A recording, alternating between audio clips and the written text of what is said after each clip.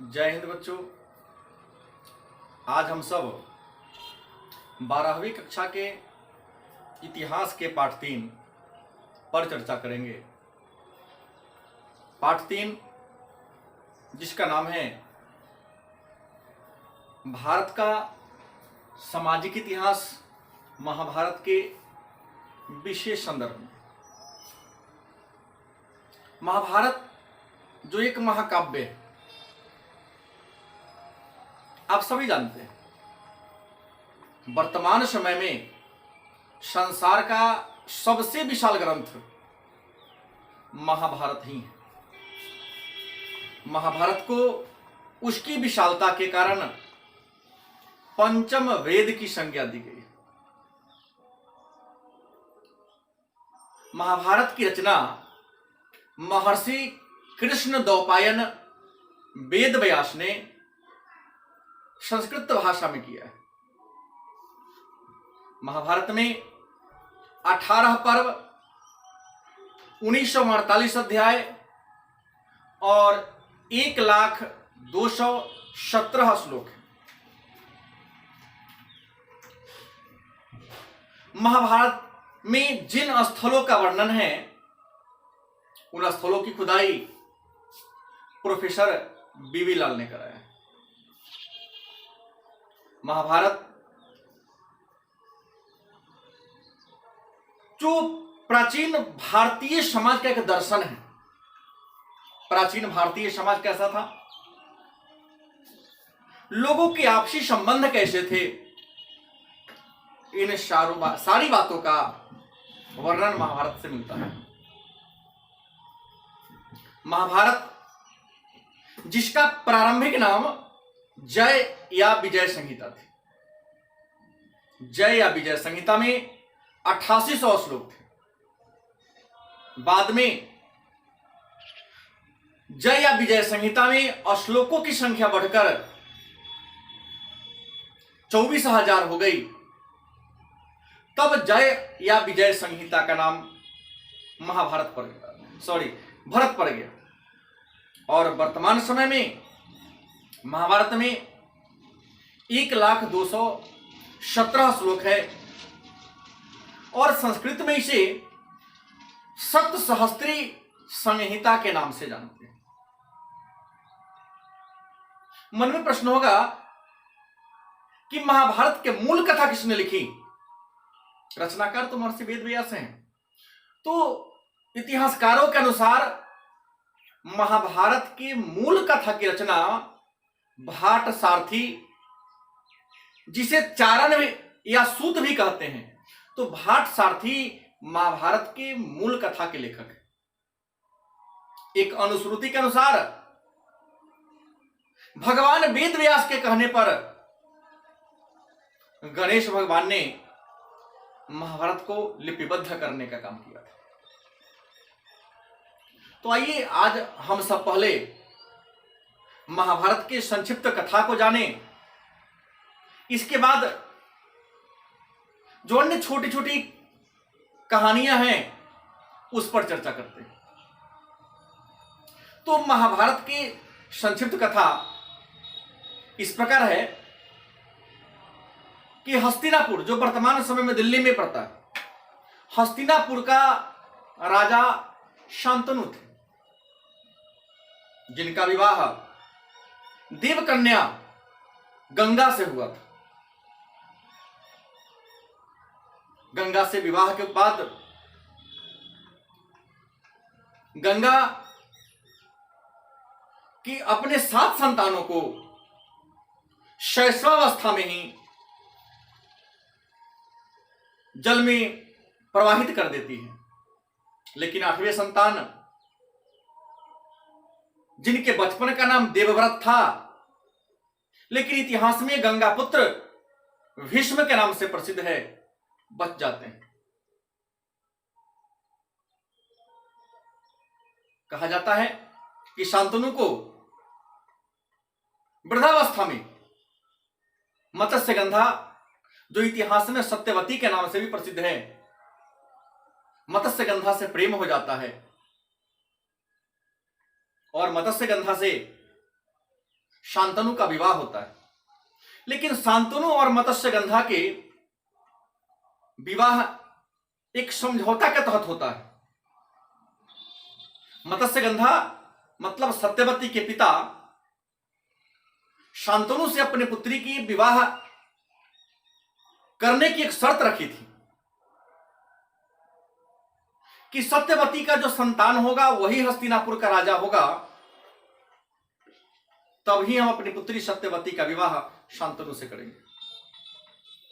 अपने पिता के इच्छा को पूरा करने के लिए देवव्रत ने सत्यवती के पिता के सामने अखंड ब्रह्मचारी रहने का प्रण लिया, संकल्प लिया। तब जाकर के शांतनु और सत्यवती का विवाह हुआ। शांतनु और सत्यवती के विवाह के उपरांत उन्हें 2 पुत्र की प्राप्ति हुई। एक का नाम था चित्रवीर्य, जो बचपन में ही मर गया। दूसरे का नाम था विचित्रवीर्य। विचित्रवीर्य जो बचपन से ही बीमार रहा करता था, लेकिन शिक्षा दीक्षा प्राप्त होने के बाद बड़े हो गए, विवाह की उम्र के हो गए थे, लेकिन उनकी शादी नहीं हो रही थी। अतः उनकी शादी के लिए राजमाता सत्यवती के आदेश के अनुसार गंगापुत्र भीष्म काशी के राजा के 3 पुत्री अंबे, अंबिका और अंबालिका को पकड़ कर ले आते हैं। उसमें एक कन्या तो गंगापुत्र से ही शादी करने का प्रस्ताव रखते हैं, अंबिका, लेकिन गंगापुत्र भीष्म शादी करने से इनकार कर देते हैं तो आत्महत्या कर लेती है। बाकी अंबालिका और अंबा 2 का विवाह विचित्रवीर्य से हो जाता है। लेकिन विवाह के कुछ महीनों बाद ही राजयक्ष्मा रोग से पीड़ित विचित्रवीर्य की मृत्यु हो जाती है और उसको कोई संतान नहीं होता है। तब तक सत्यवती गंगापुत्र भीष्म को उन दोनों ही स्त्रियों के साथ सहवास करने को कहती है, नियोग प्रथा को अपनाने को कहती है। लेकिन गंगापुत्र अपने अखंड ब्रह्मचारी के व्रत का वास्ता देकर उन दोनों स्त्रियों के साथ सहवास करने से मना कर देते हैं। अंत में सत्यवती अपने पहले पुत्र वेदव्यास को बुलाते हैं और उन्हें नियोग करने को कहते हैं। अपनी माता के आदेश से महर्षि वेदव्यास उन दोनों ही स्त्रियों के साथ नियोग की परंपरा को पूर्ण करते हैं। नियोग के समय अंबा शर्म से आंख बंद कर लेती है, अंबालिका का शरीर सर्प से पीला हो जाता है और एक दासी भी जो निसंतान होती है वह भी नियोग कर लेती है। तो जो जिस स्त्री ने नियोग के समय आंख बंद कर ली थी उसका संतान अंधा हुआ, जो इतिहास में धृतराष्ट्र हुआ। जो स्त्री नियोग के समय सर्प से पीला पड़ गई उसका संतान पांडु रोग से, पीलिया रोग से ग्रसित हो गया। और एक और जो दासी थी उसका संतान विदुर कहलाया। नियोग के बाद महर्षि वेदव्यास ने अपनी माता सत्यवती को बोला कि जो पहली कन्या का संतान होगा वह अंधा होगा, दूसरे का पीलिया रोग से ग्रसित होगा, लेकिन जो तीसरा बच्चा होगा वही संसार का सबसे तेजस्वी, बुद्धिमान, ज्ञानवान, नीतिवान बच्चा होगा। अतः अच्छा है कि हस्तिनापुर का अगला राजा उसी को बनाया जाए। लेकिन वह एक दासी के पुत्र थे, विदुर दासी के पुत्र थे और दासी के पुत्र को राजा बनाना संभव नहीं था। आगे चलकर यह तीनों पढ़े लिखे बड़े हुए। विदुर नीति के अनुसार धृतराष्ट्र को राजा नहीं बनाया गया क्योंकि वह आंख से अंधे थे। विदुर नीति के अनुसार पांडु को हस्तिनापुर का राजा बनाया गया। धृतराष्ट्र का विवाह गांधार की राजकुमारी गांधारी से हुआ, लेकिन गांधारी देखे कि हमारे हस्बैंड, हमारे पति आंख से अंधे हैं, तो उन्होंने भी अपने आंख पर पट्टी बांध ली। और पांडु ने 2 शादियां की। बड़ी पत्नी का नाम था कुंती और छोटी पत्नी का नाम था माद्री। राजा बनने के बाद पांडु वन में शिकार पर जाते हैं, लेकिन शिकार के दरमियान उनसे एक गलती हो जाती है कि सहवास के एक ऋषि भेष बदलकर अपनी स्त्री के साथ सहवास कर रहे होते हैं। उस समय पांडु उस ऋषि की हत्या कर देते हैं धनुष बाण की सहायता से।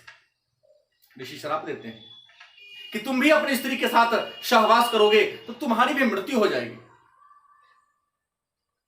पांडु शिकार से घर वापस आते हैं, राजधानी हस्तिनापुर वापस आते हैं और अपने बड़े भाई धृतराष्ट्र को कार्यवाहक राजा बना देते हैं और अपनी पत्नी कुंती और माद्री के साथ वन में तपस्या करने निकल जाते हैं। कहा जाता है तपस्या के दरमियान कुंती अपने पूर्व विद्या, कुंती बचपन में ही ऋषि मुनियों की सेवा करती थी, महान शिव भक्त थी। अपने पूर्व विद्या से दुर्वासा ऋषि से आशीर्वाद प्राप्त किया था और आशीर्वाद में दुर्वासा ऋषि ने रुद्राक्ष का माला दिया। उस दुर्वासा ऋषि के आशीर्वाद से, विभिन्न देवताओं की स्तुति से युधिष्ठिर, भीम और अर्जुन को पैदा किया। माद्री ने अश्विनी कुमार की सहायता से नकुल और सहदेव पैदा किया। जब पांडु की जंगल में मृत्यु हो जाती है तो कुंती अपने उन 5 पुत्रों के साथ राजमहल वापस आते हैं। इधर धृतराष्ट्र और गांधारी से 100 संतान होते हैं। उनके 100 संतान को कौरव कहा गया, जिसमें दुर्योधन और दुशासन प्रमुख थे। और पांडु के 5 पुत्र पांडव कहलाए। गुरु द्रोणाचार्य के आश्रम में रहकर यह 105 राजकुमार शिक्षा प्राप्त किए, लेकिन शिक्षा प्राप्त करके जब राजमहल आए तो युधिष्ठिर या पांडवों की कुशलता से, योग्यता से हस्तिनापुर की जनता बड़े प्रभावित थी। युधिष्ठिर को ही अपना राजा बनाना चाहते थे, लेकिन दुर्योधन उन 5 से ईर्ष्या करता था। वो अपने पिता को समझाया कि आप माता सत्यवती के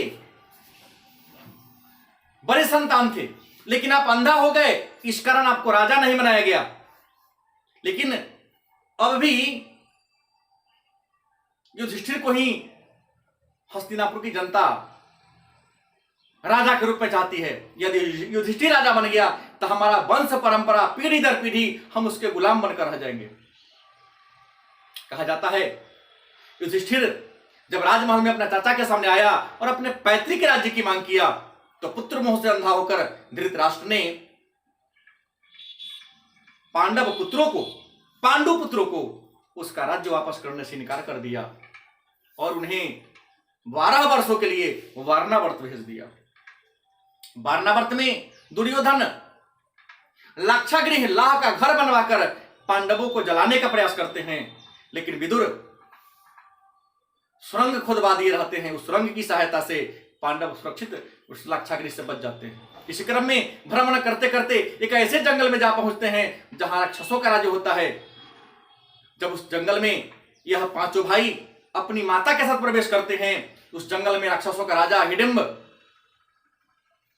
अपने घ्राण शक्ति से समझ जाता है कि इस जंगल में मनुष्य का प्रवेश हो जाता है, तो अपनी बहन हिडिंबा को उन मानवों को पकड़कर लाने को आदेश देता है। हिडिंबा मानव की खोज में निकलते हैं और भीमसेन के सुंदरता, शारीरिक गठन को देखकर मोहित हो जाती है, मन ही मन प्रेम कर बैठती है। उधर जब देर होता है तो राक्षसों के राज हिडिंब पहुंचता है। इस और हिडिंब और भीमसेन में युद्ध होता है। भीमसेन हिडिंब को मार देता है। अंत में हिडिंबा कुंती के सामने अपने दुख दर्द व्यथा सुनाती है और भीम और हिडिंबा का विवाह हो जाता है। विवाह के बाद एक पुत्र की प्राप्ति होती है जो इतिहास में घटोत्कच के नाम से प्रसिद्ध है। वहां के बाद पांडव पांचों भाई माता के साथ निकलते हैं और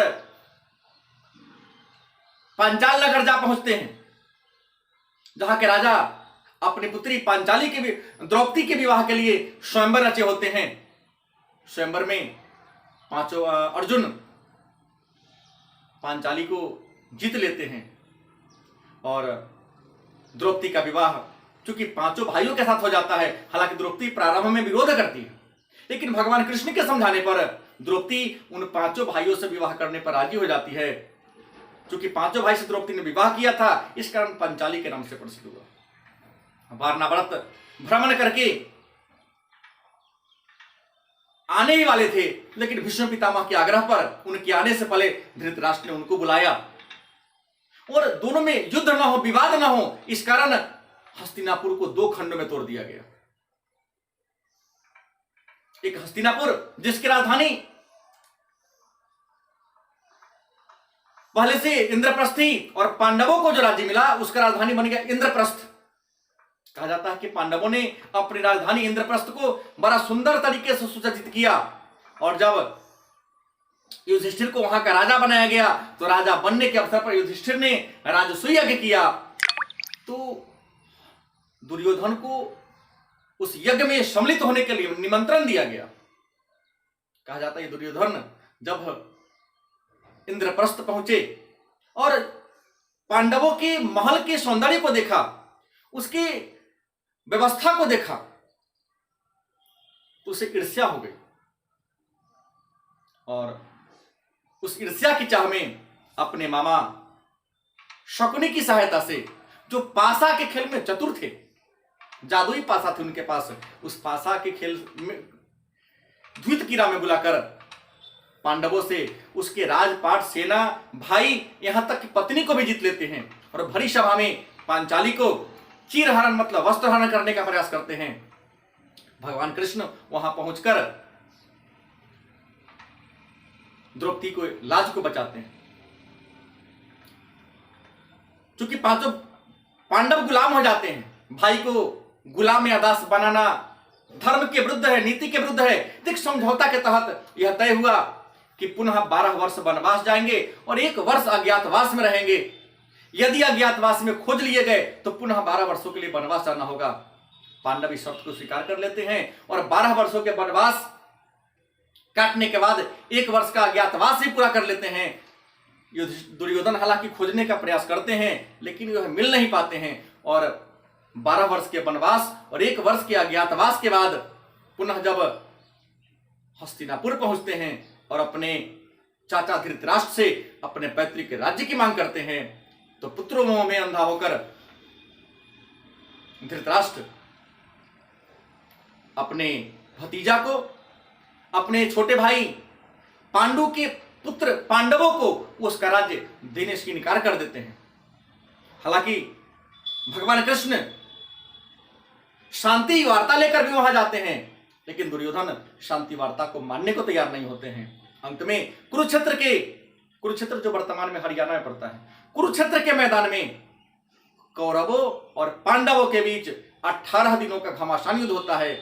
इस 18 दिनों के युद्ध में धर्म के रास्ते पर चलने वाले, सत्य के रास्ते पर चलने वाले पांडवों की जीत होती है और दुर्योधन मतलब कौरवों का दल अपने 100 भाई के सहित युद्ध में मारा जाता है और युधिष्ठिर हस्तिनापुर के राजा बनते हैं। तो ये थी महाभारत की कहानी और इसमें जो छोटी छोटी कहानियां हैं इसके बारे में चर्चा हम लोग कल करेंगे। धन्यवाद।